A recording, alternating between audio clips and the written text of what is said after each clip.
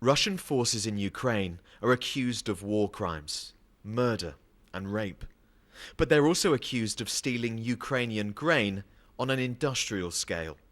They destroyed our premises, destroyed our equipment. Everything they saw, everything they touch disappears. We tried to contact more than 200 farmers whose land is now in Russian-occupied territory. The vast majority were too scared to talk, but one did agree to be interviewed. To protect his identity, we've changed his name and are using an actor. They looted our offices, even pulled the wiring from the walls and took away the photographs of our relatives. And this was the moment the Russians arrived at the farm. You can see their Z symbol on the tanks. One soldier tries to shoot the security camera, but misses.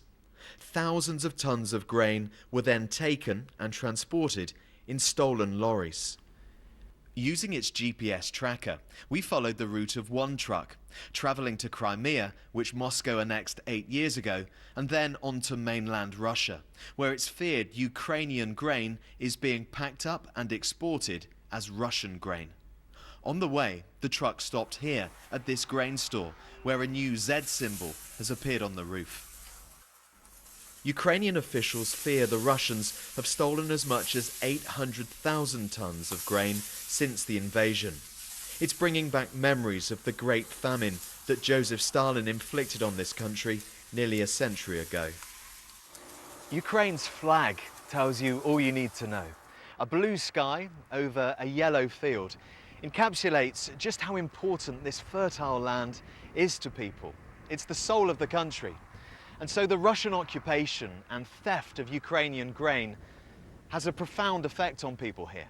But it's also having increasingly grave consequences for people in other parts of the world too. The Russians are destroying us as a nation, as people who strive for freedom and work.